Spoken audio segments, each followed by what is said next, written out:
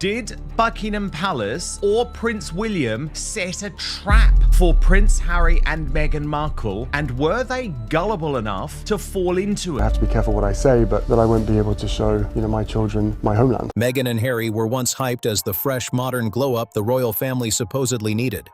But somehow that whole image flipped fast, and now they're global talking points for all the wrong reasons.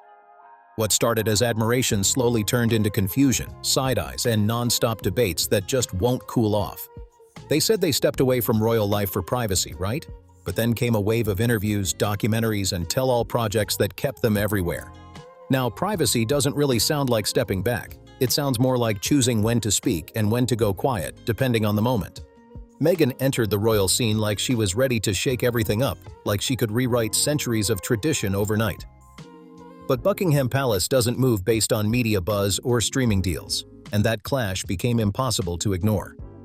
And Harry? Yeah, his shift stands out big time.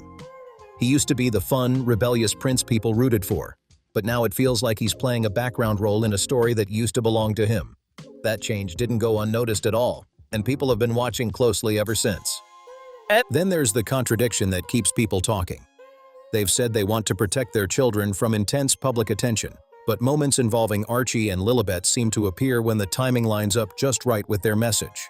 That balance has definitely raised eyebrows. Their whole image leans on calling the royal system outdated, yet there are still moments where recognition from that same system seems important. That push-and-pull dynamic keeps the conversation alive. One moment Meghan is opening up about how difficult royal life was, and the next she's stepping out looking like a polished global figure, styled to perfection. At the same time, Harry talks about protecting his family's dignity while sharing deeply personal stories that keep headlines rolling.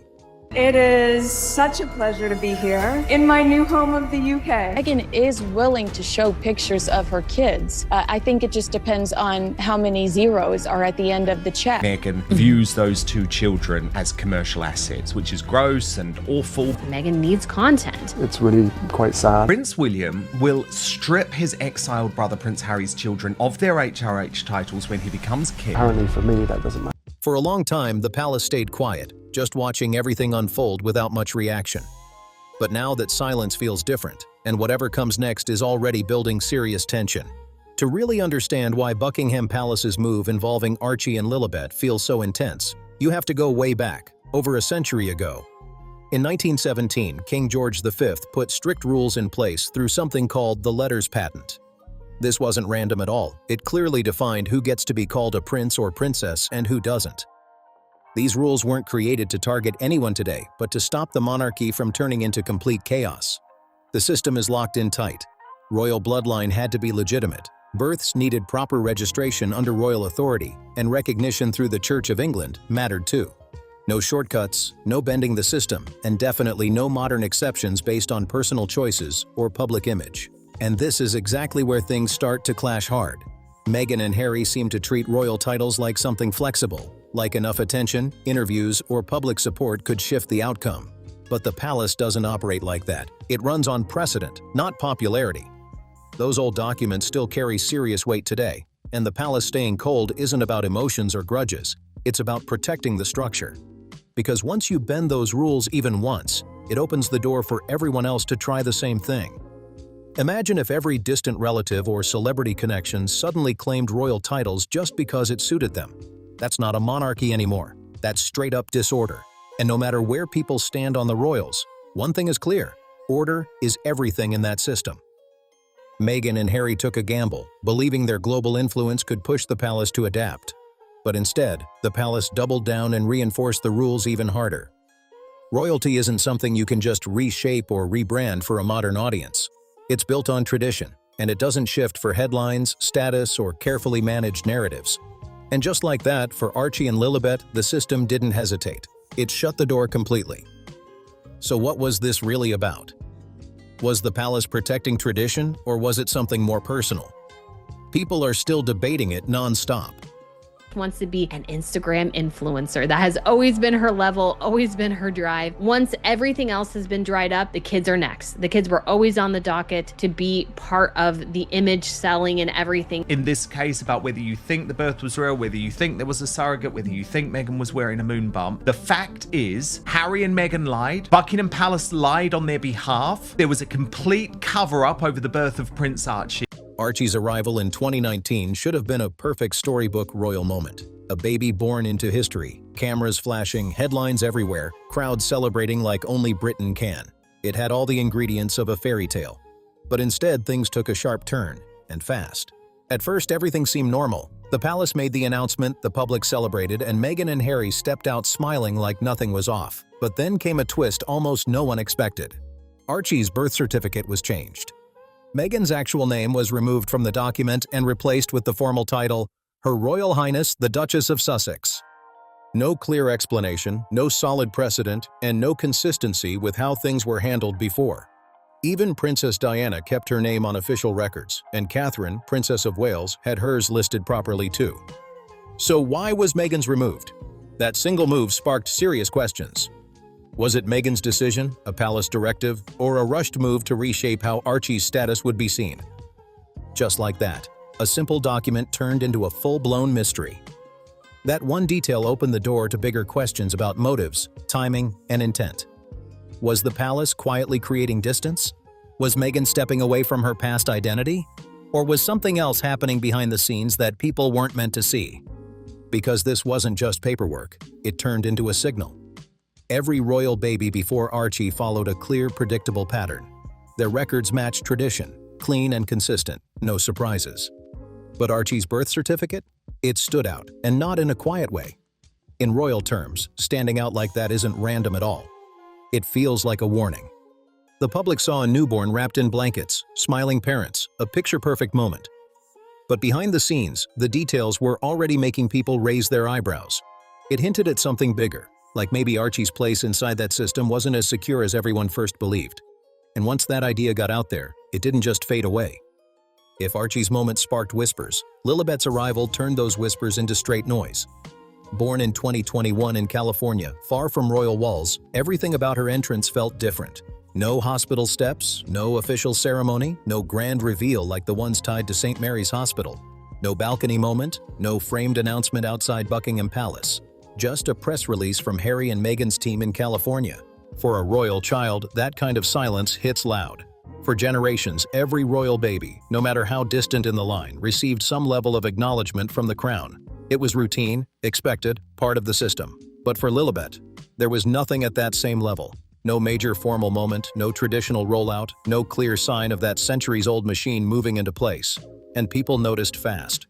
Because in the monarchy, silence speaks louder than any announcement. And this time, that silence left people with more questions than answers. This didn't feel like something was simply missed. It felt intentional. The palace doesn't stay quiet by accident, and when it does, that silence carries weight. In royal terms, that kind of meaning matters a lot. Recognizing Lilibet would have tied her directly into centuries of tradition, locking her into a system built on history and continuity. But by saying nothing, the palace seemed to send a clear message. Lilibet is Meghan and Harry's daughter, no debate there. But within the institution, she wasn't positioned as a royal figure in the traditional sense. And that contrast stood out in a big way. Other royal babies are introduced as part of a legacy, symbols of an unbroken chain. But Lilibet's arrival felt more like a personal family moment than a state occasion. Warm, yes, but separate from crown and country. And in that world, separation like that says a lot more than celebration ever could. Despises Harry and Meghan at this stage, and when he is king, his fury will rain down on them. He has absolutely no intention to allow Archie and Lilibet to use their HRH title. But if she hasn't had the children herself, or Harry hadn't been involved, then they can't be in the royal line. They have to have royal blood, those little ones. Without that, there's no chance of them becoming a member of the royal family. A royal baptism isn't just a simple ceremony, it's a major event. It ties the child to the Church of England and the monarchy at the same time. It represents history, identity, and legitimacy all wrapped into one tradition. But for Lilibet, that connection didn't land in the same official way the system usually recognizes. Yes, Meghan and Harry held a baptism in California. It had guests, attention, and their own style of celebration. But without formal recording or acknowledgement through traditional royal channels, it didn't carry the same institutional weight. And that detail matters more than people think. Without that official link, Lilibet's name doesn't sit inside the same ceremonial records that define royal lineage. This isn't about personal belief, it's about structure, protocol, and long-standing systems. Every royal child before her, from Prince William's children to others in the line, had baptisms formally recognized as part of that ongoing chain. But Lilibet's moment felt closer to a private gathering than a royal milestone. And that creates a strange space. She's clearly loved, celebrated, and central in her parents' world. But within the formal history of the monarchy, she almost feels invisible. And for an institution built entirely on continuity, that kind of gap stands out sharply. Because in royal language, something left incomplete doesn't just seem unfinished. It can be viewed as not fully valid. While Meghan and Harry may see that moment as meaningful and personal, the palace likely sees it through a completely different lens, one focused on rules, records, and tradition. And this is where things get even more complicated. Meghan and Harry's public identity is deeply tied to their royal connection. That link helped build their global image, their influence, and their platform. Take that connection away, or even weaken it, and everything starts to shift fast. Without clear recognition tied to their children, that whole narrative begins to lose strength. Meghan's image as a modern duchess and global figure starts to feel less solid. Projects that promised insight into royal life begin to come across more like personal storytelling than something rooted in the institution. And Harry's role as the outspoken insider hits differently if the same system he challenges doesn't fully reflect his children within its structure. That tension changes everything, and people are noticing it more than ever. Without royal titles, Archie and Lilibet aren't seen as heirs being held back. They're viewed as American kids growing up in privilege, far removed from the royal tension people expected them to represent. And that shift hits hard, especially when public perception plays such a huge role. For Meghan, whose image, business ventures, and public speaking often connect back to that royal link, this change lands heavy.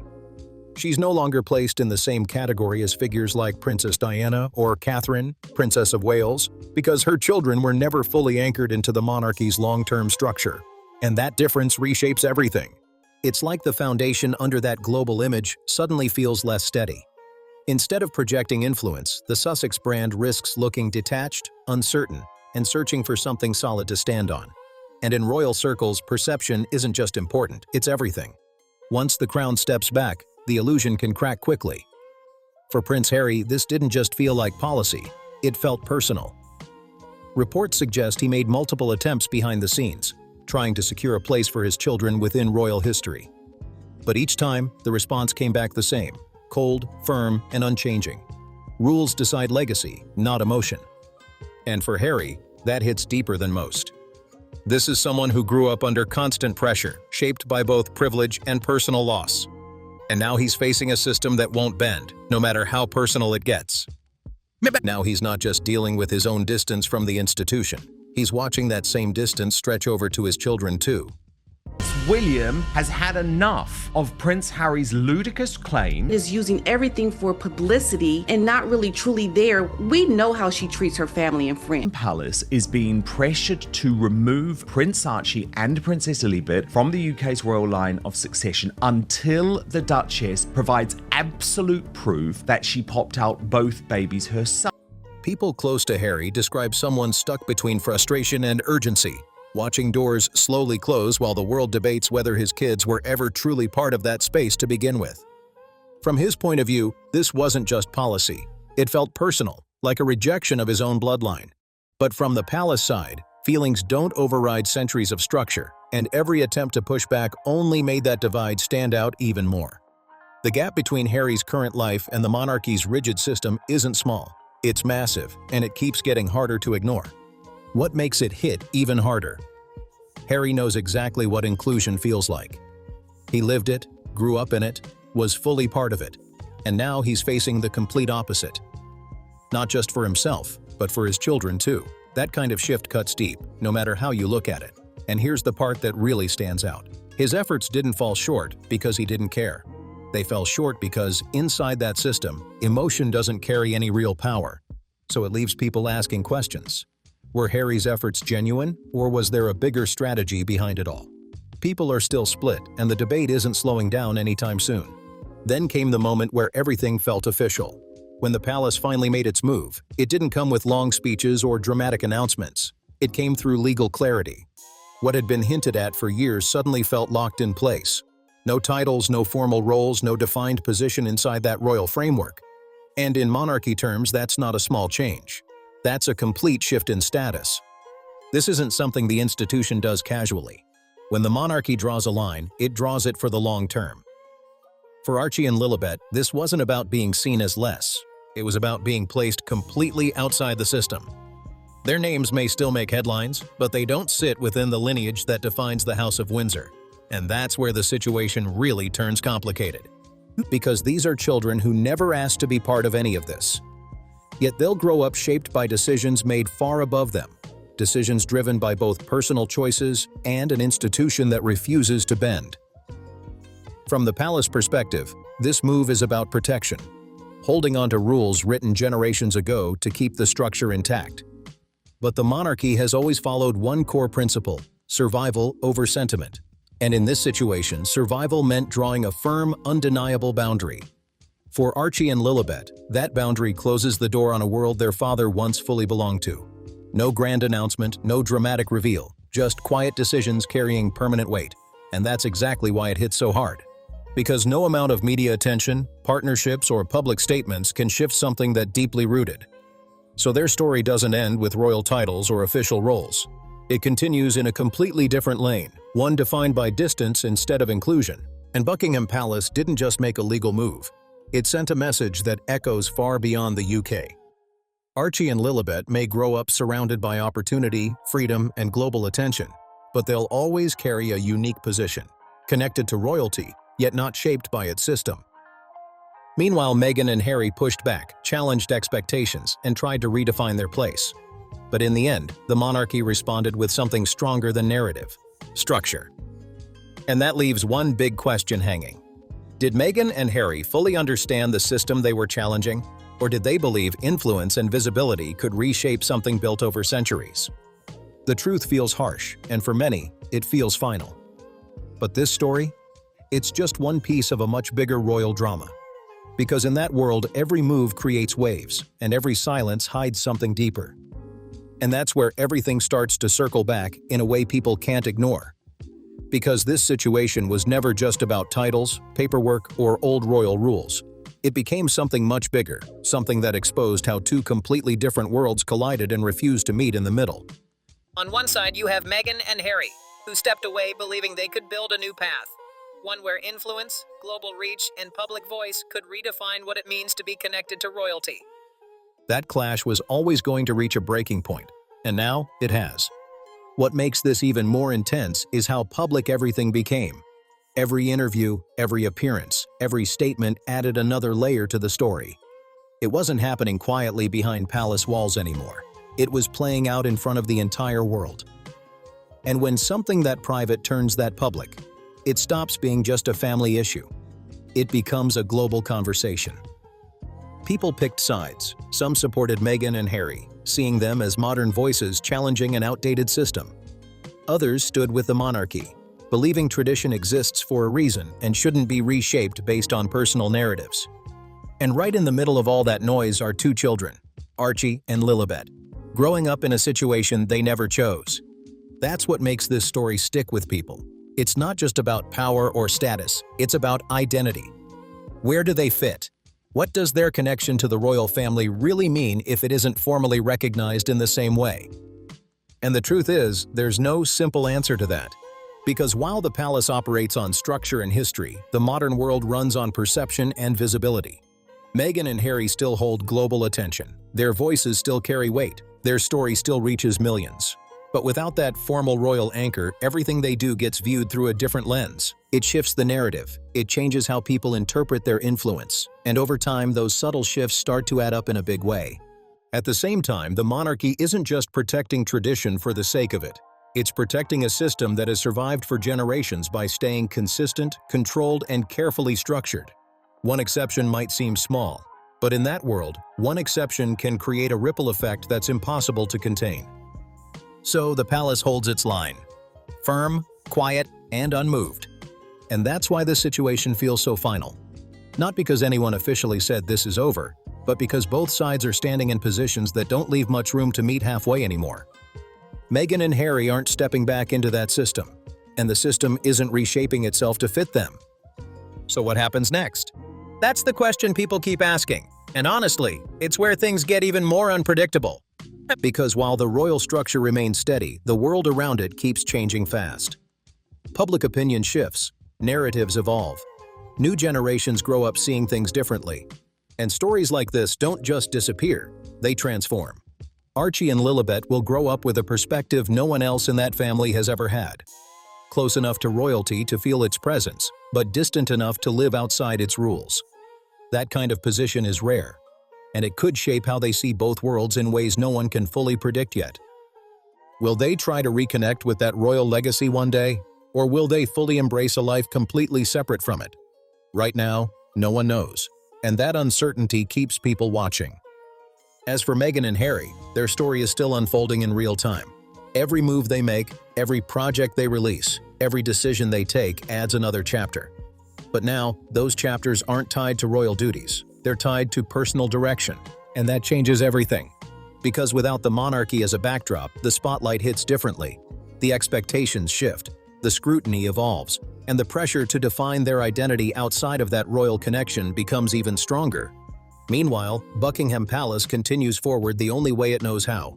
Steady, traditional, and focused on continuity above everything else. No sudden reactions, no emotional responses. Just a system doing exactly what it was designed to do: survive. And maybe that's what this all comes down to. Two sides, both holding on to what they believe matters most. One prioritizing change, voice, and independence. The other protecting order, structure, and legacy. Neither side fully backing down. Neither side fully giving in. And right there, in that tension, is why this story isn't fading anytime soon. Because in the world of royalty, the biggest moments aren't always loud.